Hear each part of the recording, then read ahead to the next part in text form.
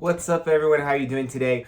I'm going to do a video explaining how I would learn Portuguese if I were starting today. A lot of people ask me to help their friend, their boyfriend, their girlfriend learn Portuguese.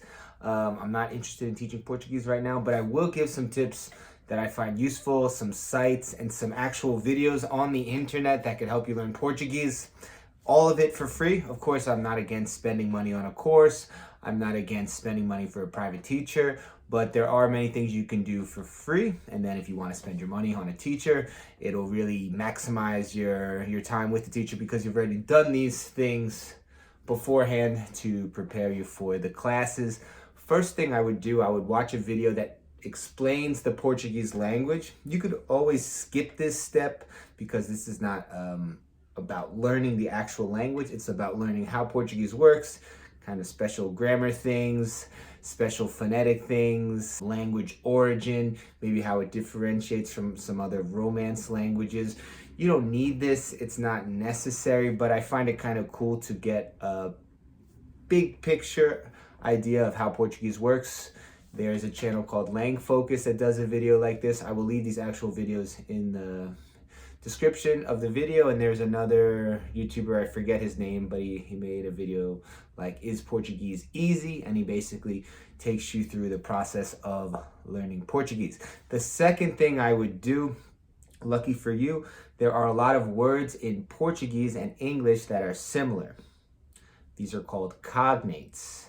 Things like imagination in Portuguese, imaginação, imaginação, communication, comunicação. There are tons of words, thousands and thousands of words like this. You just have to find the morphology, how they change from one language to another. There are a few different patterns. I'm not going to go into all of them right now, but you can just search conjugations or no, conjugations, that's a different thing, which you will have to learn. But cognates between English and Portuguese, and you will find thousands and thousands. You don't need to know them all, but if you start to get a sense of how the language works, how words are formed, it'll really help you get that basic vocabulary in the beginning. One thing to watch out for are things called false cognates. You will run into these. It's okay. These are words that sound similar but are actually not similar. One example would be pretender in Portuguese is not pretend in English. Pretender is like to intend to do something, to plan to do something. Another one that wouldn't work is compromiso. Compromiso is not compromise. Compromiso is like a commitment. So there are a few words like that. Just look up false cognates, English and Portuguese, and you will find a bunch. So if you go through the process of finding cognates and avoiding false cognates, you will already have a pretty good base of words. After that, I would search a video that says like 1,000 words in Portuguese. There's also a thing called word frequency. You could find these on Wikipedia. It shows you the first most frequent 1,000 words. Now you don't have to memorize this, but just keep this list in the back of your mind. You are going to want to get some words down, memorize some words. I like to memorize some nouns actually. You might speak like Tarzan, but if you can say some basic things like book, livro, bread, pão, you're gonna have to learn how to make that nasal sound in Portuguese, which is very difficult for foreigners that are not used to that nasal sound. But even if you can do some Tarzan type words where you can just say the word, you're speaking like a caveman, but it's still pretty cool. It's better than nothing. So I would learn a bunch of nouns. After that, I would learn maybe 100 phrases. Again, you don't have to learn all of these phrases in one sitting. It could take you a month. That's fine. Imagine if you spent a month and you learned 100 phrases. That's a lot. That's a lot. That's from 0 to 100 is a huge difference. And then you just build off those phrases. You will kind of intuitively learn grammar that way. You will kind of figure out how the language works. I don't like to study grammar too intensively. I would like just to get a few basic examples of how grammar works, but I don't want to memorize too much grammar. I'd rather a phrase that I could use, that I could walk into the bakery, I could walk into a restaurant, I could talk to a waiter and use that phrase. Of course, numbers are a great way. Wrote down some other things. Let me see what I got right down here. 1,000 words. I like to write scripts. These are customized scripts about my life. So I would basically write a little mini bio about myself, and I would translate that to Portuguese, because you probably can't write in Portuguese yet. So I would write in English, throw it in Google Translate, translate it to Portuguese. Google Translate is not 100% perfect, but it's pretty good. If you have a Brazilian friend, maybe you could have them look it over, him or her look it over, and see if it's okay. You can throw it on some websites that do some peer-to-peer translation. There are a few of those, maybe italki. There were a few. I haven't looked into those recently. You could even put it on Reddit, anywhere. You could put it on a YouTube comment and on a Brazilian YouTuber's video and ask someone to correct it. I guarantee someone will correct it. So you could find a way. Of course, you could pay for a tutor. Like I said, it's definitely the most efficient way, but you have to pay, and so you have to really be focused if you're going to pay for someone to teach you. But definitely a great way to learn. So these little mini scripts, I like to write about 5, 10, 15. Eventually, I like to write like 50 scripts. Basically, little mini introductions for myself. Maybe I will say my age, where I live. Maybe I'll talk about my family. I have a brother, I have a sister, my mom, my dad, my dog, what I like to do on my free time. So I would call that a hobby bio. My favorite food, I'd call that a food bio. Basically like 4 or 5 sentences describing something. And these will come up in basic conversation, and they're customized to you. You cannot find these in books. Of course, people have similar hobbies, similar taste in food, but nothing is going to be so customized as your personal script. So write that script. Even you can even put it in Chat GPT. You can write a script in Chat GPT. I've seen that done. It's obviously not going to be 100% personalized for you, but you can get like a boilerplate example of what to do.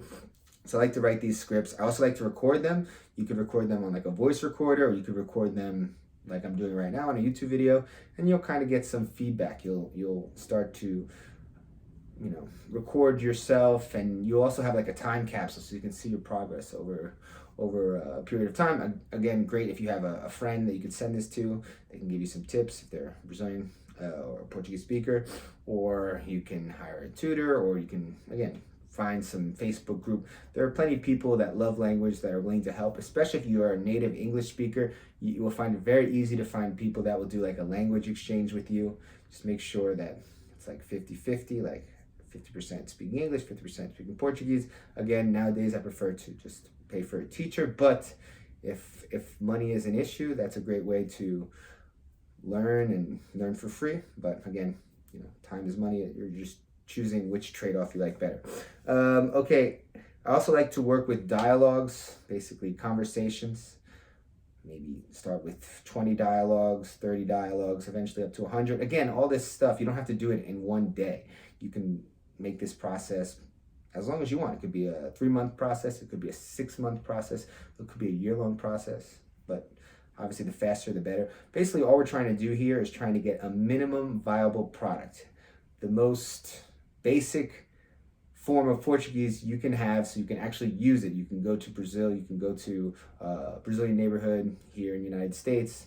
Again, I'm making a difference between Brazilian Portuguese and Iberian Portuguese because they are quite different. I've been speaking Portuguese for many years. I went to Portugal last summer and I had a little trouble understanding them. Many Brazilians also tell me they have some trouble understanding Portuguese from Portugal. So I'm focused here on Brazilian Portuguese, but same language, just a few differences that can create some friction. So I like to work with these dialogues. Maybe one is at the bakery, one might be at the restaurant, one might be at the soccer game or football game in Portuguese. So you just find these dialogues. You can find them on the internet. You could search them. Anything you could find on Google pretty easily. So I'm not giving you examples for everything. Just type it into Google. I give a few examples of videos. I will write a few channels that I think are good. Again, a podcast. I haven't mentioned anything about Spanish speakers, but obviously there's a huge advantage if you speak Spanish because the languages are very similar, at least on paper. You're going to have to learn a different pronunciation if you speak Spanish, a few different grammar things, a few different vocabulary things, but definitely the pronunciation will be very different. So if you are a Spanish speaker, make sure you're focusing on this pronunciation. You don't want to just sound like you're speaking Spanish, like with Portuguese words, because it just sounds like Spanish. So if you're a Spanish speaker, really spend some extra time on the pronunciation. If you don't speak Spanish, you probably won't mix up the pronunciation, so it's not such a big deal. But there are few podcasts that help you learn Portuguese from Spanish. One of my favorites is Tá Falado. It means it is spoken or it is said. I actually learned Spanish first. So in the beginning, I spoke something called Portuñol, which is a mixture of Spanish and Portuguese, and my Spanish was much stronger and it really interfered with my Portuguese. Nowadays, my Portuguese is much better than my Spanish. So when I speak Spanish, sometimes I throw a few Portuguese words in there, but now I have both languages at a level where they're independent and they don't really interfere. Of course, every once in a while some Portuguese sneaks into my Spanish. But Tá Falado is a great podcast if you speak Spanish. And basically there's a whole University of Texas Portuguese school or Portuguese program or Latin studies program that has some great podcasts. I forget what they're called. I'll link them in the bottom. Portuguese 101 is another podcast that people say is pretty good, so definitely check that out.